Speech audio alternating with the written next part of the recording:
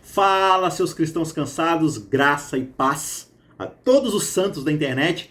Chegamos ao nosso último episódio dessa temporada magnífica que foi o estudo do livro de Hebreus, Hebreus Mensagem para os Últimos Dias, uma série fantástica, embora seja sempre uma série superficial, porque a gente não vai abordar aqui exaustivamente todo o texto, a gente não vai se aprofundar nos textos. A ideia aqui dessa série é simplesmente a gente levantar questões, levantar alguns insights, mas cabe a você prosseguir nos estudos, se aprofundar, ler o texto bíblico. A gente sempre clama para que você faça isso, leia atentamente o texto bíblico, gaste tempo com a palavra de Deus. Gaste não, invista tempo na palavra de Deus, porque a palavra de Deus é viva e eficaz para transformar a nossa mente, o nosso caráter pelo Espírito de Deus, tá certo? Então a gente chega ao último episódio da série, lição de número 13, permaneça o amor fraternal. Então o estudo dessa semana vai justamente pousar esse avião e a gente vai examinar o capítulo final de Hebreus, o capítulo 13, onde Paulo exorta os crentes justamente nos aspectos práticos da vida cristã à luz da obra de Cristo por nossa intercessão, do que Cristo fez em nosso favor. Então, diante de tudo isso que a gente aprendeu nos 12 primeiros capítulos de Hebreus, todas essas coisas bonitas sobre Jesus ser nosso sumo sacerdote, ser o sacrifício perfeito, ser o cumprimento da lei, ser a nova aliança, tudo isso que Jesus é na nossa vida, tá certo, mas o que isso impacta na nossa vida? O que muda ao ler esses 12 capítulos de Hebreus? Então, o autor aqui, Paulo, no finalzinho do seu sermão, vai aplicar à nossa vida os efeitos práticos do que significa saber que Jesus, o nosso sumo sacerdote, está intercedendo por nós. Antes da gente iniciar, eu quero te pedir mais uma vez, encarecidamente, que você comente os nossos vídeos, que você deixe seu comentário aqui, né? Alguma dúvida que você tem sobre a lição, algum ponto específico que você tem sobre a lição e que você quer contribuir. Se você não tiver nada para contribuir ou não quiser se expor, deixa aí um joinha, um amém, um agradecimento, uma crítica. Críticas também são válidas, por que não? Né? Uma discordância, não tem nenhum problema, uma cobrança, alguma coisa que você queira aqui no canal. Enfim, a sua participação nos vídeos, no canal, é muito importante porque ajuda o vídeo a ganhar relevância, a ganhar destaque e aparecer para outras pessoas também. Então, se você ainda não é inscrito, se inscreva no nosso canal, deixa o joinha aí logo embaixo do vídeo, tem um botãozinho aí para você deixar o curtir e, se puder, encarecidamente, comente no nosso vídeo, que faz toda a diferença, tá certo? A gente tem aqui uma conta para as pessoas que gostam de contribuir, podem contribuir financeiramente, né? De 0,01 centavos até, sei lá, quanto o coração e a condição financeira de cada um também puder ajudar. Vocês não sabem como essas ajudas de fato fazem a diferença na manutenção do canal, para buscar materiais, para ir atrás de outras coisas, quitar alguns gastos que a gente tem sempre assim com os custos de produção dessas coisas, tá certo? Mas eu sou muito grato a vocês, eu agradeço muito a Deus pela ajuda de cada um de vocês. E aqueles que não podem ajudar financeiramente, ajudam imensamente também fazendo essas coisas que eu disse. Comentando, curtindo, se inscrevendo e, claro, se puder, compartilhando esse vídeo com outras pessoas. É sempre uma ajuda maravilhosa. Eu já me delonguei demais, vamos então para o nosso conteúdo desse episódio final e definitivo dessa temporada aqui de Hebreus Mensagem para os Últimos Dias. Lembrando, estamos no último episódio, episódio número 13, permaneça o amor fraternal. E o primeiro ponto dos nossos 3 pontos de pontapés do nosso estudo aqui, que a gente sempre faz semanalmente, é o cristianismo genuíno é comunitário. O que isso significa? Você já deve ter ouvido pessoas falando o seguinte: olha, salvação é individual. Não, salvação é uma coisa de cada um. E é verdade. Nós somos salvos por escolhas individuais que nós fazemos. A nossa salvação não vem de outras pessoas. Não é porque outras pessoas fazem, né? Não é por aquilo que o meu pastor faz ou aquela pessoa mais piedosa da minha igreja faz. Isso não vai influenciar em nada daquilo que diz respeito à minha salvação e à minha escolha de aceitar ou não o sacrifício e a graça oferecida por Deus. Agora, não é porque nós somos salvos individualmente que nós somos salvos para sermos individualistas. Existe um grande espaço e uma grande diferença aí nessas ideias. Nós somos salvos individualmente, mas nós somos salvos para a comunidade, para o relacionamento. Se a gente lembrar que o pecado é uma ruptura das relações entre Deus e o homem, e entre o homem e o homem, e entre o homem e a terra, são aqueles 3 pontos básicos da aliança que a gente já falou várias vezes aqui no canal, né? Se você não sabe muito sobre o assunto, você pode assistir a nossa temporada especial sobre a aliança e também algumas outras palestras que a gente sempre fala sobre isso. Mas quando a gente lembra que o pecado é a ruptura desses relacionamentos, o que é a salvação, senão a restauração dos relacionamentos? E relacionamento é coletivo, não existe relacionamento individualista. Isso é isolacionismo, é você se afastar de todos. Então, a exortação final de Paulo aqui em Hebreus começa justamente da perspectiva da nossa responsabilidade com o grupo e não apenas das nossas responsabilidades individuais. O autor de Hebreus aqui, ele não concebe em momento algum uma audiência de apenas indivíduos, é sempre uma audiência de grupo que trabalham sua salvação em prol do relacionamento com os outros e não de um relacionamento individualista com Jesus, mas como uma família, uma membresia salvos juntos.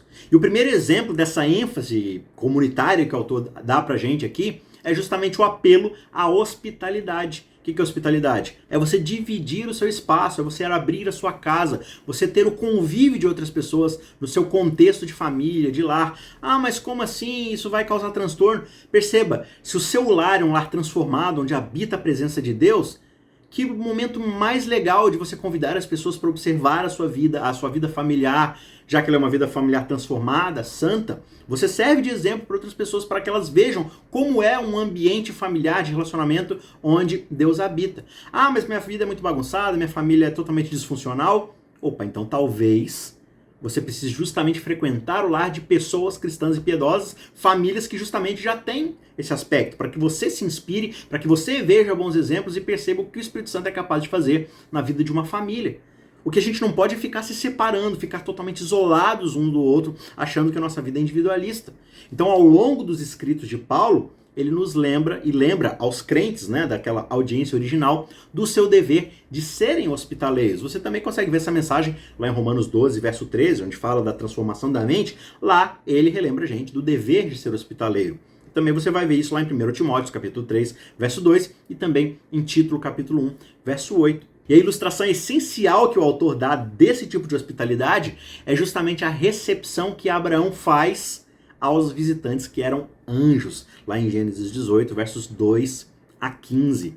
E aqui em Hebreus ele diz: Abraão hospedou anjos mesmo sem saber. E além da ideia da hospitalidade, que envolve ministrar às pessoas em suas casas ou receber as pessoas em nossa casa, ainda há também aqui no texto o ministério penitenciário, por exemplo, que envolve visitar as pessoas nas suas circunstâncias de restrição.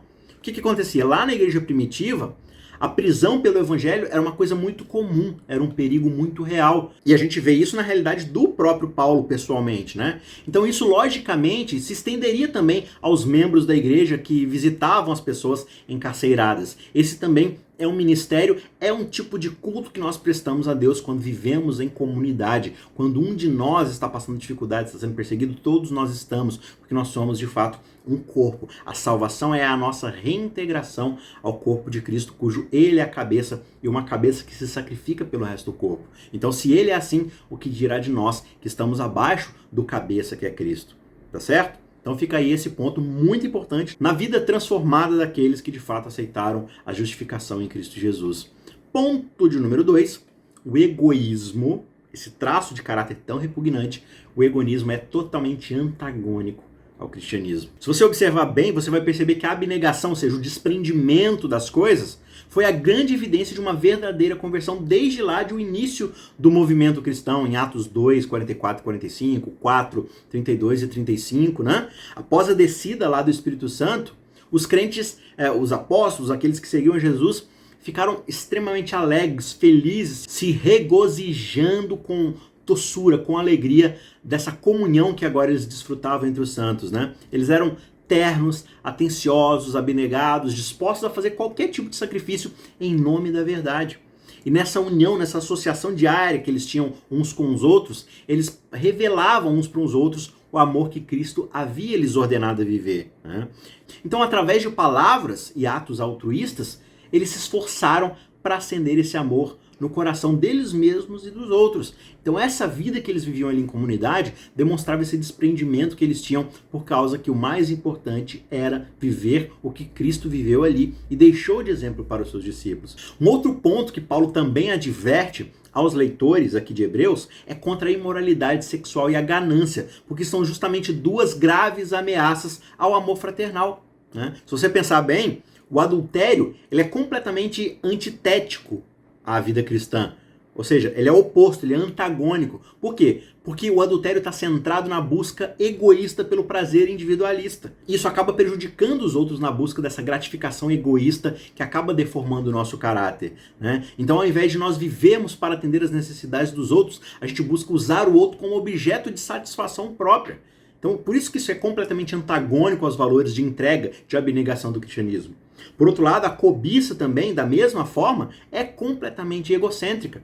Paulo vai falar lá em 1 Timóteo 6 que o amor aos bens materiais, ao dinheiro, é a raiz de todo o mal. Então, de novo, a generosidade, o desprendimento é o valor do cristianismo, é o valor do reino de Deus, é o traço de caráter mais puro que a gente observa em Cristo Jesus, que oferece a sua vida.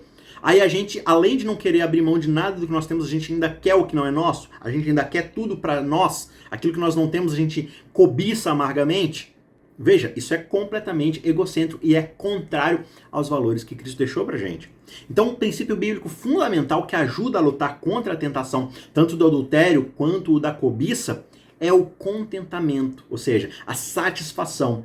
E esse valor, esse conceito, esse princípio bíblico fundamental, ele justamente nasce dentro de nós a partir da fé na provisão daquilo que Deus está trazendo para o nosso melhor interesse. Ele sabe o que é melhor para nós.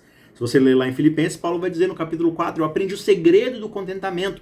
Eu sei passar fome, eu sei passar frio, eu sei passar calor, eu sei estar satisfeito de alimento, né? Eu sei estar dormindo numa boa cama, eu sei estar tranquilo dentro de uma célula de prisão. Por quê? Porque eu sei qual é o segredo do contentamento. Paulo, qual é esse segredo? Como é que você faz para estar contente e satisfeito o tempo todo? Ele fala, tudo posso naquele que me fortalece. Eu estou satisfeito em toda e qualquer circunstância porque eu tenho Cristo. E Cristo é mais do que suficiente para mim.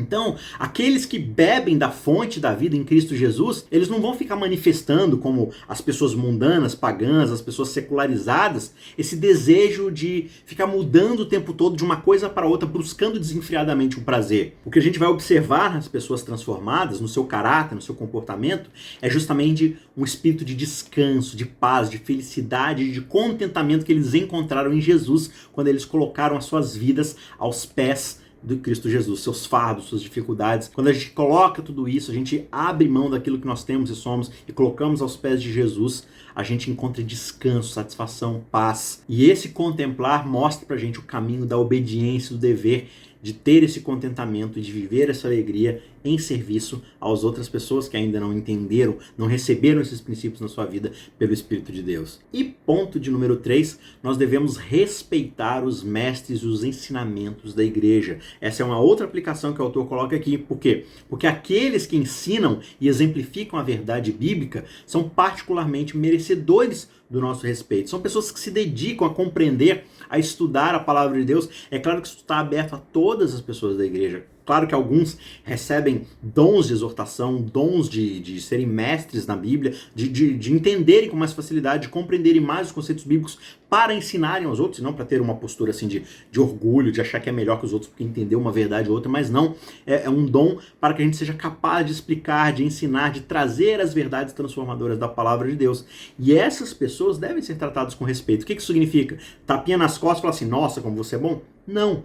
O respeito se dá justamente acreditando nas palavras, levando-as em consideração. Claro, se você quiser levar para sua casa e estudar mais, se aprofundar mais naquele assunto por conta própria, mas o respeito vem justamente de você dar atenção às palavras que estão sendo ditas, desde que essa pessoa demonstre um comprometimento com a palavra de Deus e não com as suas próprias ideias, né? Às vezes o pregador sobe lá no púlpito e ele só quer ficar trazendo as suas próprias ideias, os seus próprios conceitos. Não, o respeito vem quando a gente entende que eles estão sendo fiéis à palavra de Deus, fiel àquilo que está revelado no texto bíblico, e eles fazem questão de tentar trazer isso para a comunidade, tentar ensinar, tirar lições, aplicar processos de transformação na nossa vida baseado na vontade de Deus. Essas pessoas precisam e merecem o nosso respeito, dando atenção àquilo que elas nos estão trazendo. É isso que Paulo traz pra gente nos versos 7 e 17 do capítulo 13. Então, para Paulo, o maior ato de lembrança e louvor é a emulação, é a imitação. Sede meus imitadores, como eu sou de Cristo, né? É você buscar as pessoas mais piedosas, mais convertidas, mais crentes verdadeiramente. E quais são esses traços nessas pessoas? Não é aquela pessoa que ela é crítica o tempo todo, ela é julgadora de todo mundo, ela não tem paciência com ninguém, ela fica fazendo divisões na igreja para que as pessoas sejam divididas por castas espirituais, não. Aquele verdadeiramente convertido entende o seu papel de submissão, de serviço, de paciência, de amor, de bondade, de mansidão para lidar com as pessoas ao seu redor. Essas pessoas precisam ser emuladas. Elas são verdadeiramente as pessoas convertidas. Então, assim como o próprio Jesus, ele não muda, essa é uma verdade bíblica, as outras verdades bíblicas expostas na Bíblia, elas também são imutáveis. E quando nós estudamos essas verdades, quando nós aprendemos essas verdades imutáveis, é nosso papel vivê-las na nossa vida, trazê-las como transformação do nosso caráter pelo poder do Espírito Santo. E aí a gente vai se tornar também pessoas dignas de serem emuladas, porque nós estamos imitando a Deus, nós estamos obedecendo os valores, os princípios e os mandamentos divinos. Aqui em Hebreus, a graça, essa graça salvadora, ela flui, ela vem do trono de Deus, como a gente já viu lá em Hebreus 4,16. E essa graça, ela é mediada, ela é outorgada, ela é transferida do trono para nós através de Cristo. Por quê? A gente já viu, Cristo é uma âncora segura e firme, que está presa no próprio trono de Deus e nos dá esse acesso a Ele. É essa graça que justamente nós recebemos através do sacrifício de Cristo, o acesso direto a Deus. Isso nos dá estabilidade, nos dá segurança no coração. E quando a gente tem segurança, estabilidade, da certeza da nossa salvação, a gente tem contentamento, a gente fica mais tranquilo, a gente tem paz com Deus. Quando o coração for estabelecido dessa maneira segura, ele não vai ficar sendo levado por qualquer tipo de doutrina nova, de doutrina fantasiosa que outras pessoas costumam trazer na igreja. Paulo faz questão de falar assim, olha, por que vocês devem dar atenção e respeito às pessoas que ensinam a palavra de Deus? Porque toda hora vai aparecer gente que não tem nenhum tipo de compromisso com a palavra de Deus. Eles não estão nem aí. Eles vêm trazer ideias próprias de salvação pelas obras, de justificação através da restrição de atividades, daquilo que o próprio ser humano pode realizar nas suas disciplinas. Tome cuidado. Essas novas doutrinas que negam a total dependência do ser humano de Cristo, a total dependência da salvação que só há no sangue de Jesus, onde não há mérito nenhum. Quando a gente fica dando ouvidos para essas ideias fantasiosas, a gente está sendo levado por outros ventos de doutrina. Se a gente tiver certeza que a salvação vem de Cristo Jesus e ela está garantida, a gente não vai ficar flutuando por aí, buscando sempre novas ideias. Poxa, será que eu estou salvo mesmo? Deixa eu ouvir o que essa pessoa tem para dizer. Não, ela está dizendo que eu não estou totalmente salvo, que eu preciso buscar outras coisas, que eu preciso buscar outras alternativas. E aí a gente deixa de ter certeza em Cristo Jesus. Se a gente tiver certeza da salvação, a gente não vai se afastar de Deus. Então, quando nós chegamos a Jesus, e o verso 12 a 14 vai falar desse Jesus que foi sacrificado fora do acampamento, fora do arraial de Israel. Ele foi exilado lá no monte do Calvário. Ali nós vamos encontrar uma fé que é uma âncora para a nossa alma. Em Jesus Cristo, nós encontramos a certeza da nossa salvação. Não tem como a gente não olhar para a cruz e ver aquilo que Cristo, o próprio Deus, realizou por cada um de nós. Isso dá certeza da nossa salvação. Então, para a gente concluir, a gente precisa entender que todos os verdadeiros filhos de Deus vão revelar ao mundo a sua união com Cristo e com seus irmãos. Aqueles em cujos corações Cristo habita darão fruto do amor fraterno, dessa comunhão entre os irmãos. Eles perceberão que, como membros da família de Deus, eles se comprometem a cultivar, a valorizar e perpetuar o amor e a comunhão cristã em espírito, palavras e ações. Isso está lá em Filhos e Filhas de Deus, de Ellen White, na página 293. Palavras bonitas, né? Essa é a grande aplicação que Paulo faz no encerrar desse livro tão fantástico do sermão à comunidade dos hebreus. No fim das contas, Jesus é tudo que nós precisamos. E se ele é tudo que nós precisamos, se nele encontramos satisfação, então tudo que temos não é aquilo que nos define, não é a nossa dependência. Tudo que temos deve ser ferramentas, recursos para utilizarmos na salvação dos outros filhos e filhas de Deus, daqueles que ainda não estão no aprisco. Nós devemos emular o sacrifício de Cristo, a vida de Cristo, aquilo que ele ensinou, o tempo todo uma dependência do Pai e um viver em prol do outro, da salvação do outro. Jesus foi completamente desinteressado, mas ele estava o tempo todo satisfeito e tendo paz naquilo que Deus havia dito que ele era, o filho amado em quem ele tinha prazer. E é essa sensação de ser um filho amado de Deus, de ser alguém da nova humanidade, da nova criação, é aquilo que ele nos chama para participarmos. Tá certo? Então a gente termina essa série fantástica, essa série excelente aqui de Hebreus com essas verdades.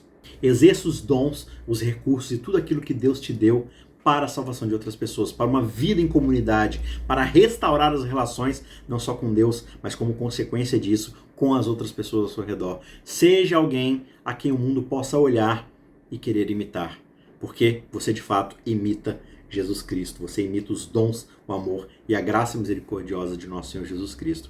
A gente encerra por aqui, que Deus te abençoe grandemente e a gente se vê na semana que vem, eu espero que Deus permita, para a gente estudar uma nova temporada que é sobre o livro de Gênesis. Eu também tenho certeza que vai ser mais uma série incrível, mal posso esperar. Eu te vejo lá, não se esqueça de curtir, comentar, compartilhar se puder, e se você ainda não é inscrito, se inscreva no nosso canal. A gente se vê na semana que vem. Deus te abençoe, tchau, tchau!